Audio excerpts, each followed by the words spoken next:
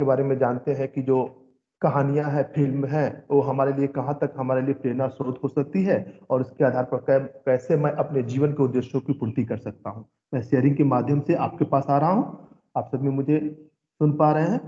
अब मैं शेयर कर रहा हूँ। मैं आपके पास अभी तुरंत आ रहा हूँ। तो आपने पिछली कक्षाओं में देखा समझा कि किस प्रकार से जो दैनिक रिफ्लेक्टिव डायरी है आपके उद्देश्यों की पूर्ति करता है, आप में किस प्रकार से एक बेहतर संवेदना पैदा करता है। चलिए आप आ गए, मैं जरा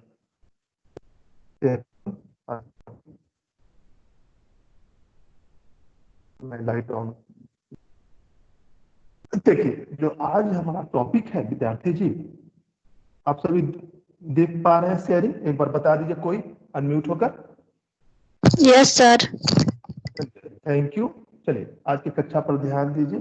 कल आपने दैनिक रिफ्लेक्टिव डायरी देखा। दैनिक प्रतिबिंबित डायरी कैसे आपके उद्देश्यों की पूर्ति करता है, आपको स्वयं को समझने में कैसे आपके लिए एक अभिप्रेरण का काम करता है। उसके बाद जो उसके रिकमेंडेशन थे best self diary reflective diary के, वह कैसे आपके लिए एक बेहतर सजेशन दे पाता है, और सजेशन के माध्यम से आप सभी चीजों को समझ पाते हैं, देख पाते हैं कि हमारे लिए दैनंदिनी कार्यक्रम जो है, हमारे कार्य व्यवहार को, विचार को, मेरे संयम व्यवस्था को, आत्म दृढ़ता को, आत्म स्वीकारिता को किस प्रकार से बेहतर रूप से विश्लेषण और संश्लेषण की योग्यता के साथ हमारे लिए प्रभावी बनाता है। हमें समझने की कोशिश करने की क्षमता का विकास करता है कि स्वयं में अपने आप को मैं कैसे समझूंगा।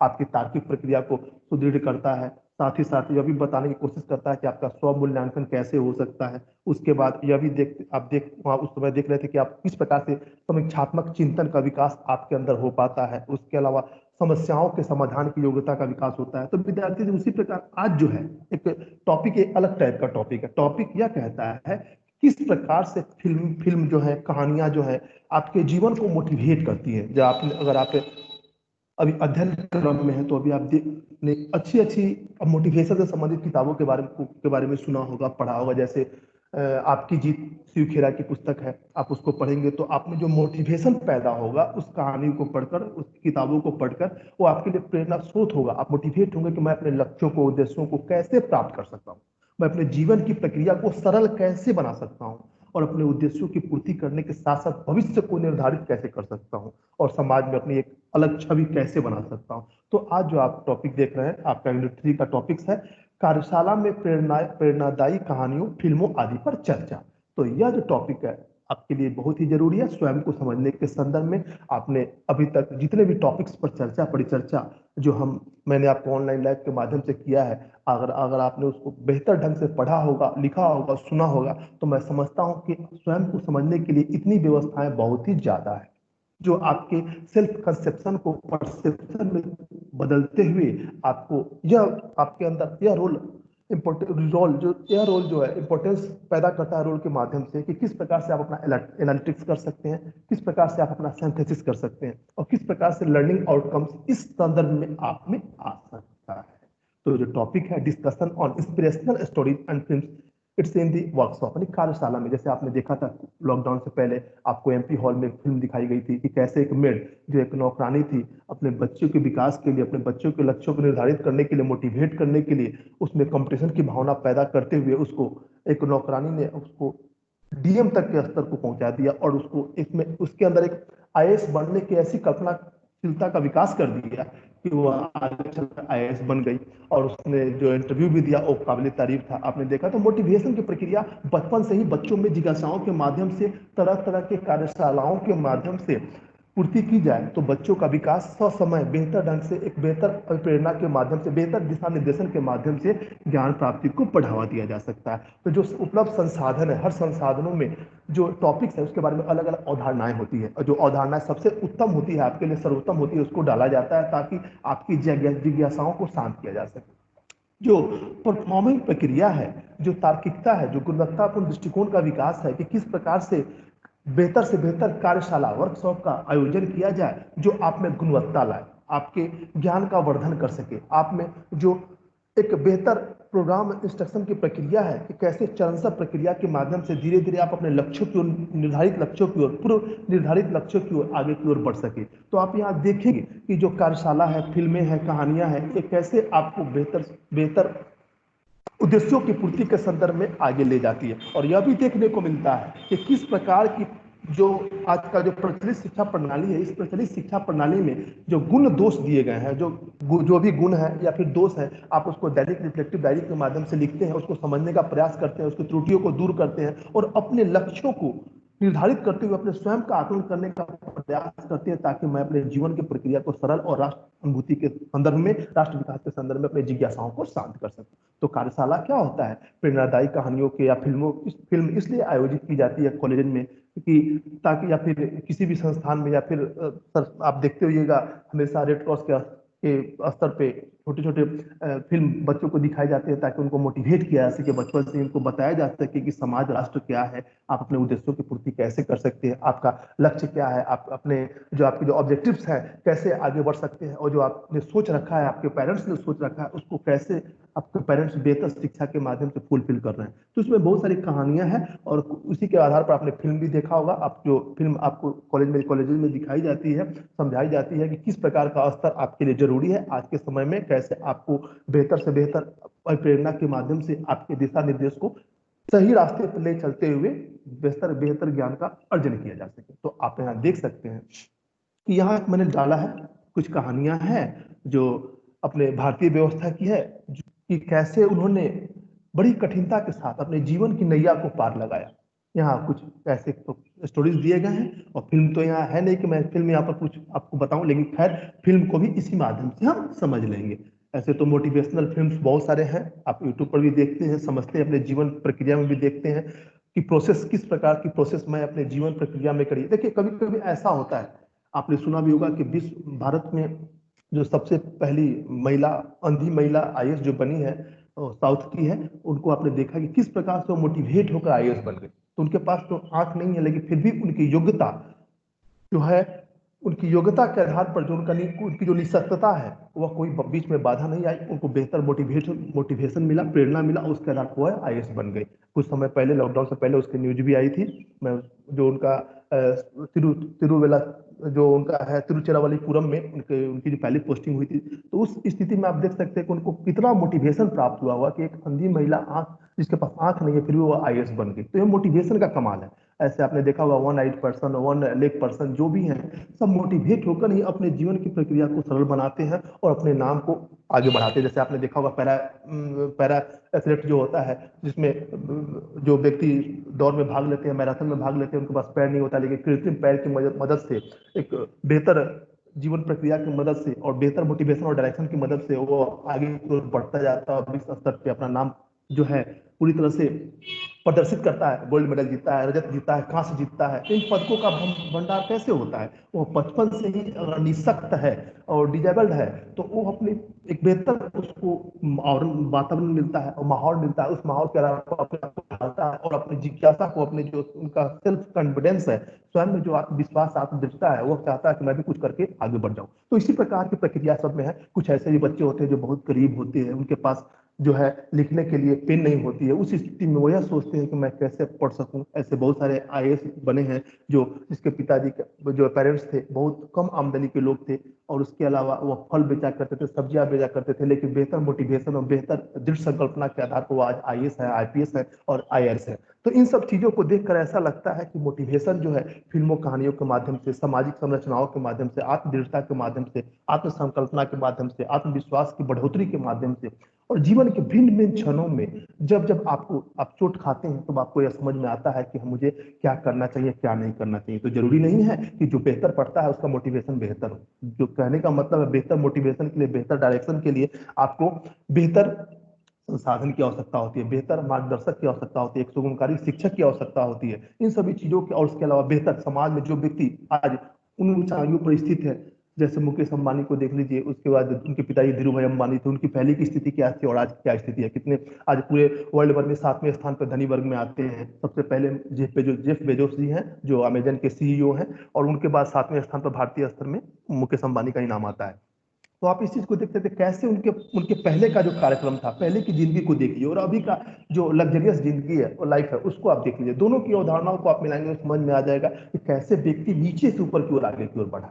तो वही चीज है कि विद्यालय में कार्यशालाओं का आयोजन आपको बेहतर से बेहतर मोटिवेट करने के लिए किया जाता है, आपके जीवन के लक्ष्यों को समझाने के लिए किया जाता है, ताकि आप में जो प्रेरणादायी स्रोत है, जो सिर्फ संसाधन के माध्यम से आपको प्रेरणा मोटिवेट किया जा रहा है, वो कहीं भी आप में बाधा पैदा न करे। आपके जीवन की प्रक्रिया को सरल बनाते हुए, आपके जीवन के तात्क्षणिक क्षणों को आगे बढ़ाते हुए एक धीरे धीरे सनई सनई आप अपने जिंदगी को सुंदर और शौर्यवान बनाते हैं, धैर्यवान बनाते हैं, ताकि आप अपने सफल उद्देश्यों की ओर अग्रसरित हो सके। इसी में कुछ है जो कहानियां मैंने डाला है। अभी अशोक खारे के बारे में देख लीजिए। अशोक खारे की कहानी आपने पढ़ा भी होगा, सुना भी होगा। अब अगर आप आर्टिकल्स पढ़ते हैं और न्यूज़पेपर में अगर आप बढ़िया बढ़िया बिब्लियोग्राफी पढ़ते हैं, न्यूज़पेपर में बढ़िया बढ़िया आर्टिकल पढ़ते हैं, तो आपको इनका नाम हमेशा आते रहता है। अभी तो फिलहाल नहीं, समय पहले तक इनके नाम आते थे।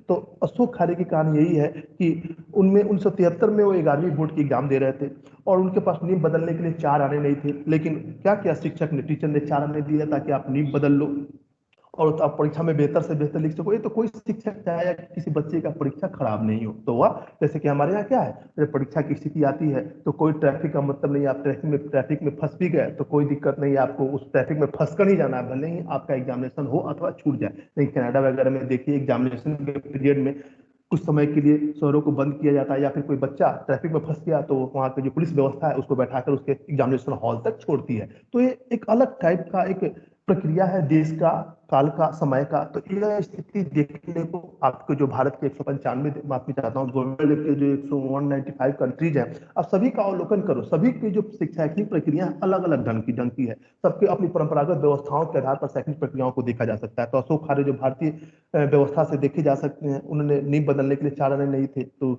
टीचर ने उनको 4 आने दिए ताकि अपना नींव बदल ले। और आज देखिए अशोक खारे के पास जो 4 आने नहीं थे नींव बदलने के लिए, आज करोड़ों की ट्रांजेक्शन, करोड़ों के मालिक हैं, बेहतर से बेहतर उनका ट्रांजेक्शन है। उसके अलावा जो उनका एक भारतीय आर्थिक साम्राज्य में उनका एक अलग छवि, उनकी एक अलग छवि है जिसके आधार पर वह जाने जाते हैं।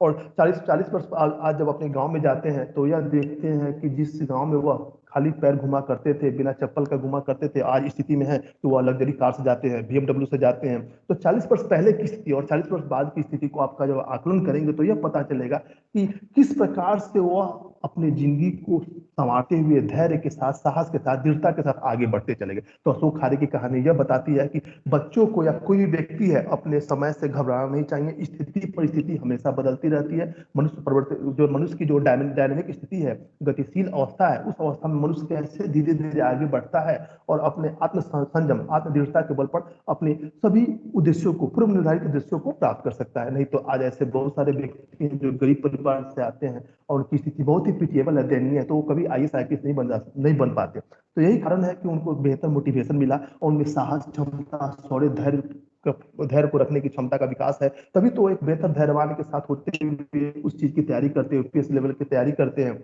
और समाज में, राष्ट्र में अपना नाम रोशन करते हैं। तो यह जो है कार्यशालाओं के माध्यम से दूसरे की कहानियों को पढ़कर, दूसरे लोगों को देखकर, अगर मान लीजिए कोई बच्चा सड़क पर बैठा है और क्या कर बूट पॉलिश करता है और कोई व्यक्ति लग्जरी कार में जाता, कार से जा रहा है, तो उसे नहीं लगता है कि क्यों कभी मैं भी लग्जरी कार में बैठूं, BMW में बैठूं, जो करोड़ों की कार है, मैं क्यों नहीं बैठ सकता। तो यह आत्म प्रेरणा उसको उस चीज से भी मिलती है, अभिप्रेरणा मिलती है, दृढ़ संकल्प करता है कि मैं भी एक दिन इस पर चढ़ के रहूंगा। तो उसके लिए वह क्या भिन्न भिन्न चीजों को देखता है, समझता है, करता है और उसके लिए अपने आप को कार्य प्रक्रिया में संलग्न करता है कि किस आधार पर मैं उस चीज को प्राप्त कर सकता हूँ। तो विद्यार्थी जी, यह थी अशोक खारे की कहानी। अब दूसरा क्या है, महाराष्ट्र के कल्पना सरोज के बारे में आप सुनिए, जो छुआछूत, गरीबी, बाल विवाह, घरेलू हिंसा और शोषण सब कुछ को उसने देखा था। उससे वह पीड़ित भी थी, वह पीड़ित भी थी, उसका शिकार भी हुई थी। तो उसमें उसके हालात इतने बुरे थे कि वह, इतने हालात उसके बुरे हो गए थे, वह खुदकुशी करने पर, सुसाइड करने की नौबत आ गई थी। लेकिन उन्होंने एक बार संकल्प किया, दृढ़ संकल्प किया कि मैं किसी भी स्थिति में पूरी ताकत लगाकर इन चुनौतियों का सामना करूंगा।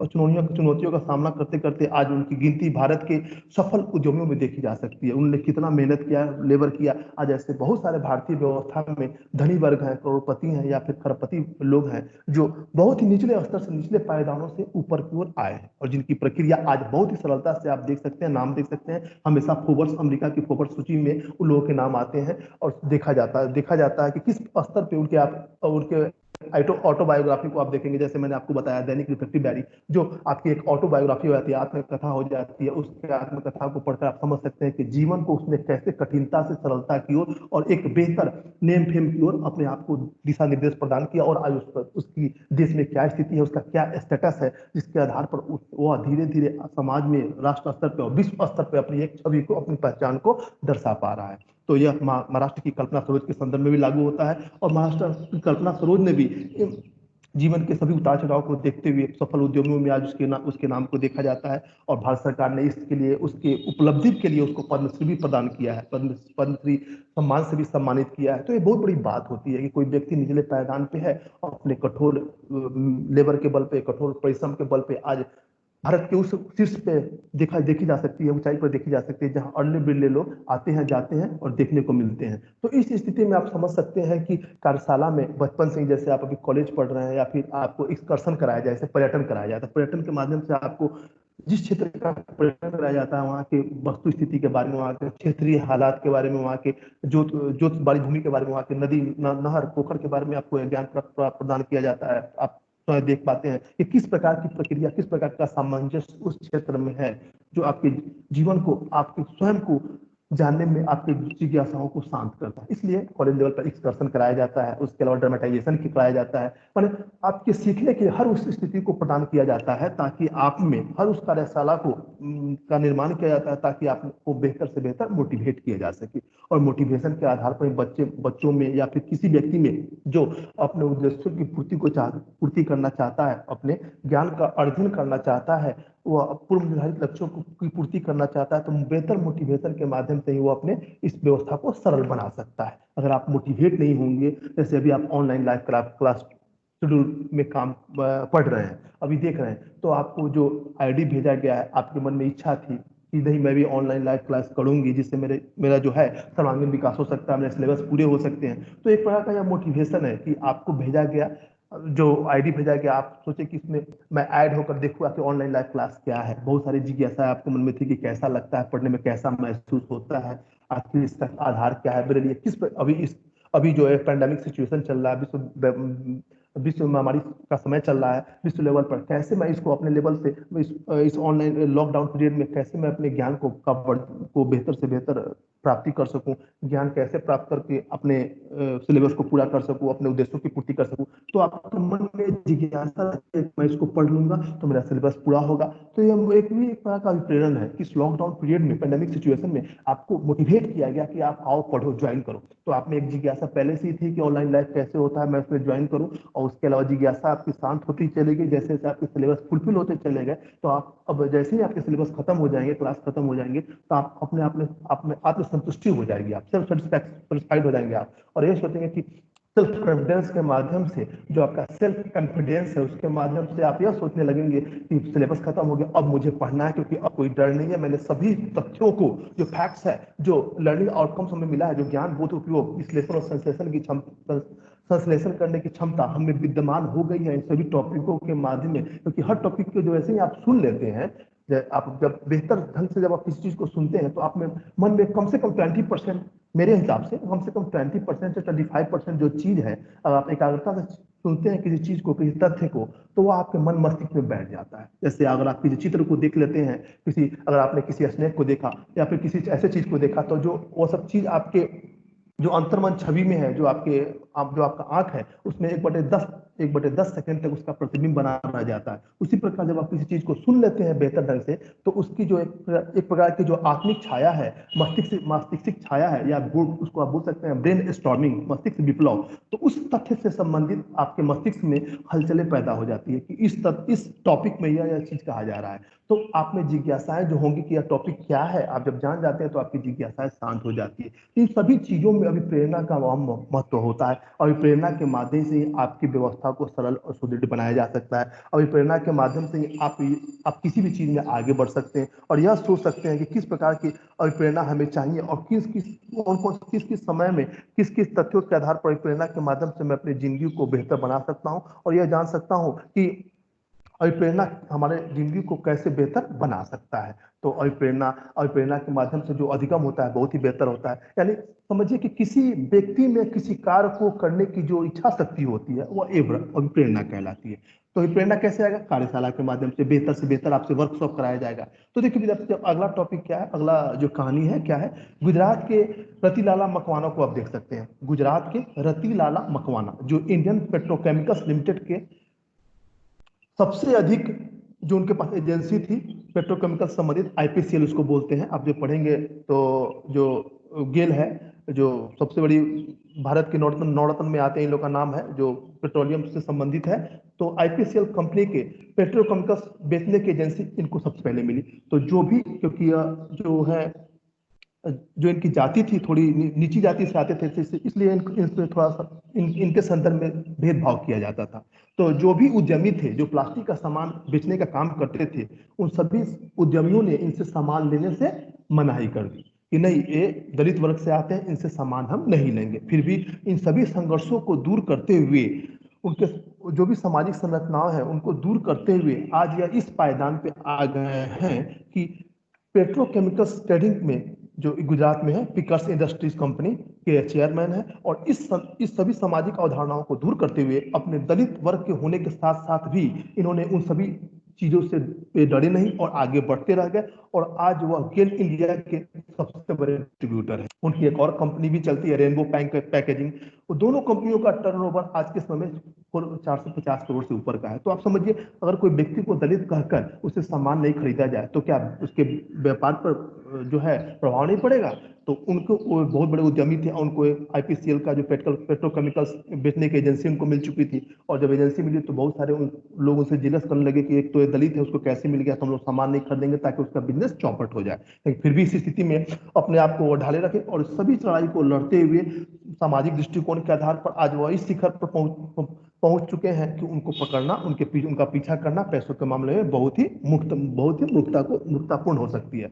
जो फॉली चीज है, यानी मूर्ख होने का भाव, कि लोग समझते थे कि दलित है तो क्यों इसको मैं दलित होने के भाव से मैं इनसे कोई भी सामान न लूं जिससे इनका व्यापार का जो ढांचा है पूरी तरह से बिखर जाए और यह पूरी तरह से बर्बाद हो जाए। लेकिन सभी परिस्थितियों का सामना करते हुए गुजरात के रतिलाला मकवाना ने इंडो पे जो है आईओसी और गेल इंडिया के डिस्ट्रीब्यूटर हो चुके हैं आज के समय में। और दोनों स्थितियों का जो उनका टर्नओवर है 450 करोड़ से ऊपर का है। तो देखिए, अब जो भी कहानियां मैंने आपको भी बताया, जो कार्यशाला बताया, जो भी कहानियों के माध्यम से मैं आपको जो सब चीज समझाने की कोशिश कर रहा हूं कि किसी कार्य को करने की इच्छा शक्ति, डेट मीन्स जो चीज अगर आपको कोई डराता है, धमकाता है कि आप ऐसे करोगे तो आप ये हो जाओगे, आप बर्बाद हो जाओगे, आपकी कंपनी बर्बाद हो जाएगी, तो वर्कशॉप में ही सिखाया जाता है कि अपना जो दृढ़ संकल्प है कभी नहीं छोड़ना चाहिए, आपके जो पूर्व निर्धारित लक्ष्य है उसको नहीं छोड़ना चाहिए, आपके जो उद्देश्य है कभी नहीं छोड़ना चाहिए। इससे यह होता है कि जैसे ही उद्देश्य आप अपने लक्ष्यों से पीछे हो जाएंगे, लक्ष्य को आप नहीं समझ पाएंगे, तो आप में जो अभिप्रेरणा है वह पैदा नहीं हो पाएगी, आप अपने लक्ष्य,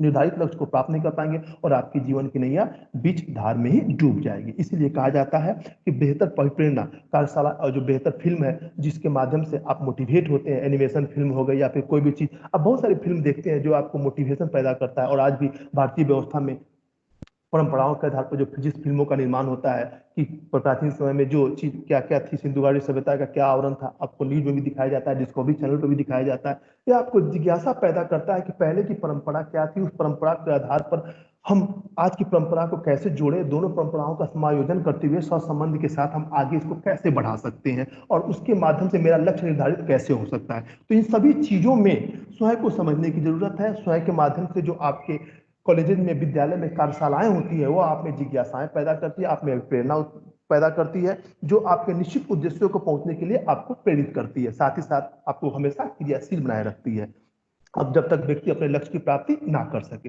तो यह तो आपने देखा कि किस प्रकार से उपयुक्त ऊपर में जो भी कहानियां आपके लिए दी गई है, समझाई गई है, वो सब आप में प्रेरणा पैदा करती है और उसके अलावा स्वयं के संबंध में जीवन लक्ष्यों को जानने एवं समझने में सहायता प्रदान करता है। फिल्मों के माध्यम से आप देख सके, आगे फिल्मों के माध्यम से फिल्मों के माध्यम से जीवन के लक्ष्यों को समझने और इस सब समझने के साथ साथ अभिप्रेरणा को भी देखा जा सकता है। उसके बाद आप जो भी फिल्म या कहानियां के माध्यम से आपके समझ को विकसित की जाती है, कार्यशालाओं के माध्यम से विकसित की जाती है, तो अब उसके माध्यम से आप में ससमय आत्मप्रेरणा पैदा होती है, आत्मविश्वास की भावना पैदा होती है, आत्मदृढ़ता देखी जाती है। आप उसके माध्यम से आत्म विश्लेषण कर पाते हैं, आत्म संश्लेषण कर पाते हैं और स्वयं को समझने की योग्यता का विकास आप में होने लगता है। तो स्वयं के समझने के संदर्भ में जो निर्धारक तत्व हैं, जो आपके आपके जीवन प्रक्रिया को कैसे व्यवस्थित करते हैं, उसको देखिए। मैंने ग्रीन से किया है, तो आप इसको थोड़ा सा आप अपने स्तर से आप अपने एंड्रॉयड में भी इसको जूम करके देख सकते हैं। आप जी जूम करेंगे तो आपका भी जूम हो जाएगा और आप देखिए, इसमें मैंने इसको ग्रीन से किया कि थोड़ा ये हाईलाइट चीज है और हाईलाइट करना जरूरी था इसको। तो देखिए ये जो पॉइंट है आपका कि जो निर्धारक तत्व है, जिस निर्धारक तत्व की मैं बात कर रहा हूं, जीवन के लक्ष्यों को समझने के संदर्भ में अपनी शक्तियों को समझना। अगर आप अपनी शक्तियों को समझते हैं कि आपके अंदर अंतर मन में कौन कौन सी शक्तियां हैं जो आपको जागृत करती है और आप में कौन कौन से मनोवेगों को का संचालन करती है, आप दूसरे से भिन्न कैसे हो सकते हैं अपनी शक्तियों के आधार पर, तो आप इसके माध्यम से स्वयं को समझ सकते हैं। और स्वयं को समझने के माध्यम से जो आपको कार्यशालाएं कराई जाती है, उसके माध्यम से आप में यह विकास होगा कि मेरी शक्ति क्या है, मैं क्या कर सकता हूं। उस पर अपने मनोवेगों को जानना, आपके जो मनोवेग है, मन में कौन सा वेग चल रहा है, आप क्या करना चाहते हैं, आपकी क्या भूमिका होनी चाहिए, इस प्रचलित शिक्षा प्रणाली के संदर्भ में, अपने ज्ञान के संदर्भ में, अपने लक्ष्यों के संदर्भ में जो आप मोटिवेशन हुआ है, उसके माध्यम से आप अपने मनोवेगों को कैसे जानेंगे। मन में जो उद्वेग चल रहे हैं, कि जो जिज्ञासाएं चल रही है, उसको उसको कैसे, जिज्ञासाओं को कैसे दूर करेंगे और आगे की ओर बढ़ेंगे, अपने लक्ष्यों की ओर बढ़ेंगे। उसके बाद क्या, अपनी प्रवृत्तियों की पहचान, आपकी प्रवृत्तियां क्या है, आप क्या चाहते हैं, किन कार्यों को करना चाहते हैं, साथ ही साथ आप उन कार्यों को कर किस प्रकार से विश्लेषण कर रहे हैं और उसका संश्लेषण कैसे कर रहे हैं। तो आपके जो एटीट्यूड है, मनोवृत्ति है, रुझान है, प्रवृत्तियां हैं, आप उस प्रवृत्तियों को पहचानते हैं, उसके आधार पर अपने लक्ष्य को निर्धारित करते हैं। जब आप कोई कार्यशाला करते हैं तो उसी आधार पर, उसको आधारित मानते हुए अपने कार्यों का निर्माण करते हैं, अपने विचार को व्यवस्थित करते हैं। उसके बाद क्या है, अपनी कमियों परिसीमाओं को स्वीकार करना। आपने जो ड्रॉबैक्स हैं, मैंने कल बताया था कि दैनिक रिफ्लेक्टिव डायरी में जो ड्रॉबैक्स होते हैं, उस ड्रॉबैक्स को आप गुण अवगुण दोनों का आकलन करते हैं और आकलन करते हुए ये देखते हैं कि यह जो अवगुण है मुझ में कैसे आया। इन अवगुणों के आधार पर उसकी त्रुटियों को दूर करने का विकास, दूर करने की चेष्टा करते हैं और जब वह दूर हो जाता है तो कम से कम आपसे त्रुटियां हो पाती है और समाज में आपके लिए भी सुधारात्मक पक्ष की ओर, आपके सुधारात्मक पक्ष की ओर लोग देखते हैं और उसके माध्यम से लोग भी सुधर जाते हैं। तो अपने कमियों को, परिसीमाओं को स्वीकार करना बहुत जरूरी होता है अपने लक्ष्यों के संदर्भ में। उसके बाद क्या है, अपने लक्ष्य निर्धारित करना। देखिए मैंने बताया कि जो आपके एम्बिशंस है, आपके ऑब्जेक्टिव्स है, आपके एम्स है, इसका निपुण निर्धारित लक्ष्य कि आगे आपको क्या करना है। जब आप कार्यशाला करते समय यह ध्यान रखा जाता है कि किस व्यक्ति का कौन से लक्ष्य है और यह जो कार्यशाला कराई जा रही है, जो फिल्म दिखाई जा रही है, कहानियां बताई जा रही है, इसका उद्देश्य क्या है, यह आपके लक्ष्यों की पूर्ति करता है अथवा नहीं। तो इन सभी चीजों को देखते हुए कार्यशालाओं का आयोजन समय कराया जाता है। उसके बाद क्या है, अपनी दिशा स्थापित करना, यानी आप किस दिशा की ओर चल रहे हैं, आप अपने लक्ष्य से भटक तो नहीं गए हैं, आप अपने उद्देश्यों की पूर्ति करने में नकारात्मक दृष्टिकोण की इच्छा तो नहीं रख लिए हैं। तो इन सभी स्थिति को देखते हुए अपनी एक बेहतर डायरेक्शन को स्थापित करना बहुत ही जरूरी होता है, स्टेबल करना बहुत ही जरूरी होता है। एक बेहतर दिशा के अभाव में आप अपने जो है, जैसे मान लीजिए कोई नाव चल रहा है, उसे पता है कि धार के जो करंट है, जो फ्लो चल रहा है, नदी की धारा बह रही है, वो कैसे उस धारा को हम पार करें। तो उसको, उसके लिए जो नाविक होता है, जो एक बेहतर दिशा निर्देश अपने आप में रखता है कि इस दिशा से अगर हम जाते हैं तो मेरी नाव जो है बेहतर, मेरी नाव जो है पूरी तरह से नदी को पार कर जाएगी, कोई भी जो है नकारात्मक दृष्टिकोण नहीं आएगा, यानी कि नाव की पलटने की स्थिति नहीं आएगी। तो वह बेहतर दिशा निर्देश पहले से ही तय कर लेता है, उसका आकलन पहले से ही तय कर लेता है। अगर उसे दिक्कत होती है तो वह जो अनुभवी व्यक्ति है, जो अनुभवी नाविक है, उसे पता करता है कि किस दिशा से जाने पर, नदी को पार करने पर मेरी नाव जो है जो उस पार पहुंच जाएगी और किसी प्रकार कोई खतरा या संकट नहीं आएगा। तो उसी प्रकार जीवन की प्रक्रिया है, आप अगर बेहतर दिशा निर्देश अगर आपको स्थापित कर पाते हैं अपने के संदर्भ में, अगर कार्यशाला का जो आयोजन किया जाता है वह एक बेहतर दिशा निर्देश के आधार पर होता है। जो फिल्में दिखाई जाती है उसका कुछ आधारशिला होता है कि इस आधार पर, इस बेस के आधार पर आप अपने जीवन को, लक्ष्यों को, अपने उद्देश्यों को सुगम बना सकते हैं, अपनी प्रक्रिया को सरल कर सकते हैं, अपने जिज्ञासाओं को शांत कर सकते हैं। तो इसलिए शिक्षण अधिगम प्रक्रिया होती है। तो मैं बताया था दैनिक रिफ्लेक्टिव डायरी में एक शिक्षक जो होता है, जब शिक्षण कक्षा कक्ष में होता है तब बच्चों से पूछा करता है कि बच्चे किस प्रकार कोई प्रॉब्लम तो नहीं है इस तथ्य के संदर्भ में, इस टॉपिक के संदर्भ में। लेकिन कुछ शिक्षक ऐसे होते हैं, जब आप टॉपिक पूछते हैं तो वो बताते हैं कि वो डांट कर आपको बैठा देते हैं, स्कॉल्ड करते हैं, हमेशा डांटते रहते हैं। तो इसका मतलब यह हुआ कि वो दैनिक रिफ्लेक्टिव डायरी में जब उस चीज को लिखते हैं तो उन्हें आत्मग्लानि होती है, शर्म होती है कि मैंने आके बच्चे को क्यों डांटा। उनका अधिकार है, उनकी जिज्ञासाओं को शांत करने का अधिकार है। तो शिक्षण अधिगम प्रक्रिया में उसके जब उसे जब अपनी त्रुटि का एहसास हो जाता है तो अगले दिन से वो उस काम को नहीं करता है और अपने अवगुणों को आकलन करता है कि मैंने ऐसा क्यों किया। इसका मतलब वो यह सोचने लगता है कि मुझ में कुछ कमी है या मैं उस फैक्टर से या उस क्वेश्चन के बारे में नहीं जानता हूं, तो उसको दूर करने का प्रयास करता है और अपने आप में मास्टरी लाता है। मास्टरी ओवर द सब्जेक्ट यानी विषयों में पूर्ण ज्ञान को प्राप्ति की चेष्टा करता है। अध्ययन अध्यापन स्वाध्याय की प्रवृत्ति का विकास करता है। इसलिए एक बेहतर दिशा स्थापित करना बहुत ही जरूरी है अपने लक्ष्यों को निर्धारित करने के संदर्भ में। जैसे अभी आप क्या कर रहे हैं, अपने लक्ष्य निर्धारित करने के लिए अपने एक बेहतर दिशा निर्देश को अब स्वयं में अपने एक बेहतर दिशा निर्देश का पालन कर रहे हैं, ऑनलाइन लाइव क्लास कर रहे हैं, यह समझते हुए कि मैं अगर पढ़ लेती हूँ तो बढ़िया से बढ़िया, या पढ़ लेता हूँ तो बढ़िया से बढ़िया नंबर आ जाएगा, मैं डीएलएड में अच्छा मार्क्स ला पाऊंगा या ला पाऊंगी। तो इससे यह होता है कि आपके लक्ष्य जो निर्धारित आपने पहले से कर रखा है कि मुझे डीएलएड पास करके प्रमाणिकता के साथ मुझे एक बेहतर शिक्षक या शिक्षिका बनना है, तो इस आधार पर आप अपने जीवन को सरल बनाते हैं। आपका जो प्रोसेस ऑफ लिविंग है, जीवन निर्वाह है, सरल हो जाता है और आप अपना विश्लेषण संश्लेषण स्वयं में करते हैं। तो मैंने कल भी बताया था विश्लेषण और संश्लेषण के बारे में, 2100 संबद्ध करना, विवेचन करना, अध्ययन करना, उसके बाद तब संश्लेषण करना, उसकी समीक्षा करना, फिर उसके बाद उसका मूल्यांकन, इवैल्यूएशन करना, ये कैसे आप आगे बढ़ सकते हैं। उसके बाद क्या है विद्यार्थी, अगला टॉपिक देखिए, डिटर्मिनेंट्स ऑफ सेल्फ डेवलपमेंट, यानी आत्म विकास के निर्धारक क्या क्या है। तो आत्म विकास के निर्धारक यानी स्वयं का विकास, जब आप कार्यशाला करते हैं तो आपका जो विकास होता है उसमें आपके लिए क्या क्या निर्धारक तत्व हो सकते हैं, आप देख सकते हैं। इमिटेशन, अनुकरण के माध्यम से आप देख सकते हैं। जब आप किसी चीज का अनुकरण करते हैं तो आप देखते हैं कि आपके व्यवहार का अनुकरण, दूसरे के व्यवहार का अनुकरण करते हैं, इमिटेशन करते हैं, तो आपके आत्म के विकास की प्रक्रिया प्रारंभ हो जाती है और आप समझ पाते हैं कि इमिटेशन के माध्यम से, अनुकरण के माध्यम से कोई चीज देखते हैं। शिक्षक जैसे सुगमकारी होते हैं, आपको कैसे सिखाते हैं, उनका जो इफेक्टिवनेस है, प्रभावशीलता है, आप में कैसे आता है, आप में कैसे ज्ञान का विस्तार होता है किसी फैक्ट से संबंधित, तथ्य से संबंधित। उसके बाद आप घर जाते हैं तो उस टॉपिक को पढ़ते हैं तो आप आराम से इजी वे में उसको समझते चले जाते हैं। जैसे आप देख लीजिए, पिछली कक्षाओं में आपने मेरे सब्जेक्ट F4 में जो भी चीजें पढ़ी है, डिसिप्लिन पढ़ा, हैजर्ड्स पढ़ा, डिजास्टर मैनेजमेंट पढ़ा, या फिर मीना मंच या फिर चाइल्ड पार्लियामेंट, जो भी चीजें पढ़ा, आप बताओ अभी भी अगर आपसे पूछा जाए तो उन चीजों की जो आपका ब्रेन स्टॉर्मिंग चल रहा है, मस्तिष्क में विप्लव उस टॉपिक से संबंधित जो चल रहा है, उससे आपको यह पता चल जाता है, मुझे यह पता चल जाएगा कि आपने जो सीखा परफेक्ट सीखा और आपके लक्ष्य निर्धारित है कि मैं प्रीवियस ईयर में अच्छा मार्क्स लाऊंगा, सभी ने लाया।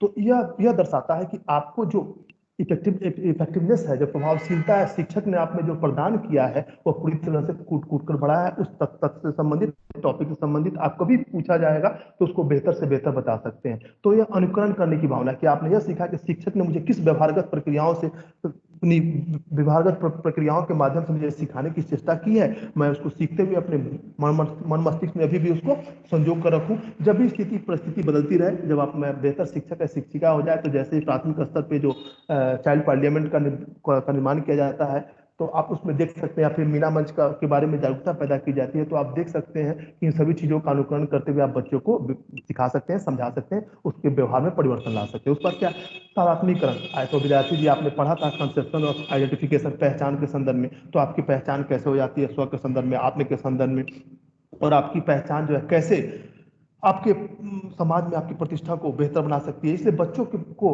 जो तादात्म्यकरण है, जो आइडेंटिफिकेशन है, उसको आप बोलते हैं, तादात्म्यकरण भी करते हैं।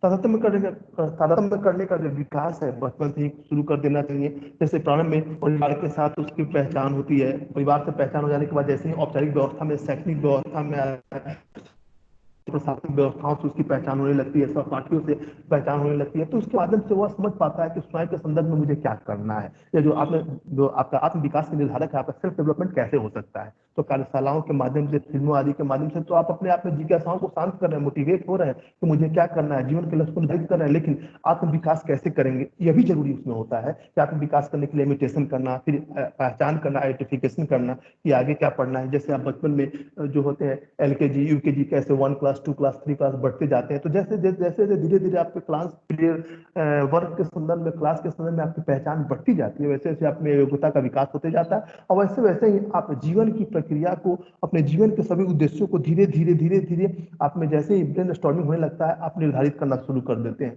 आप एनिमेशन फिल्म देखते हैं, फिर कहानियां सुनते हैं, आपको यूकेजी एलकेजी लेवल पर कहानियां खेल विधि के माध्यम से आपको पढ़ाया जाता है, प्ले गेम के माध्यम से, ताकि आप में जो है आपका मानसिक संतुलन बना रहे, आपका सांवेगिक विकास जो है आप बेहतर हो सके, सोचने समझने की क्षमता का विकास धीरे धीरे विकसित होने लगे। तो इन सब चीजों के लिए जो है आइडेंटिफिकेशन बहुत ही जरूरी होता है। तो जो आइडेंटिफिकेशन है, तात्मीकरण है, परिवार से, फिर समाज के माध्यम से, फिर स्कूली व्यवस्था के आधार पर देखा जाता है। उसके बाद क्या है, रोल प्लेइंग।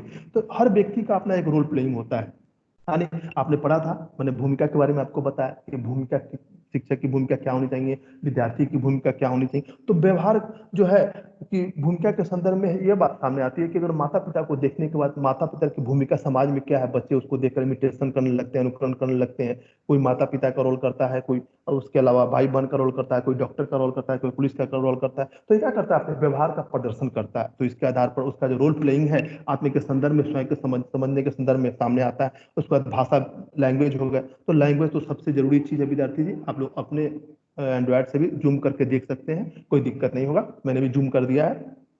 तो उसके आधार पर आप देख सकते हैं कि जो भाषा है, विचारों के आदान प्रदान तथा सामाजिक नियमों एवं आदर्शों के संप्रेषण का एक सशक्त माध्यम होता है कि किस प्रकार से आप अपने आदर्शों को, विचारों को दूसरे को बता सकते हैं, समझा सकते हैं। तो भाषा के माध्यम से सामाजिक परिवेश में भाषा का विकास होता है। अगर भाषा, सामाजिक परिवेश में अगर आप नहीं होंगे तो फिर आप में भाषा का विकास नहीं हो पाएगा, सामाजिकता की भावना का विकास नहीं हो पाएगा। तो आप जब भाषा ही नहीं जान पाएंगे तो आप स्वविवेक के आधार पर अपने आत्म का विकास नहीं कर सकते हैं। और कोई भी चीज सामने अगर आएगी तो आप उसको, उसका आप जो है उसके बारे में कोई विवरण नहीं दे सकते हैं, कोई चीज बता नहीं सकते हैं। तो आत्म के विकास के संदर्भ में जो निर्धारक तत्व है उसमें लैंग्वेज का बहुत ही महत्वपूर्ण स्थान है। भाषा के माध्यम से आप किसी चीज का विवेचन कर सकते हैं। उसके अलावा तो आप किसी चीज के व्याख्यान के संदर्भ में जो आप में प्रबलता है, उस चीज तथ्य के बारे में जानते हैं तो आप बता सकते हैं। इससे स्वयं की भावनाओं का विकास आप में हो जाएगा। और उसके अलावा आपका जो सेल्फ डेवलपमेंट है बहुत ही ज्यादा होगा। उसके बाद है सामाजिक अंतरक्रिया, जो सोशल इंटरेक्शन है विद्यार्थी जी।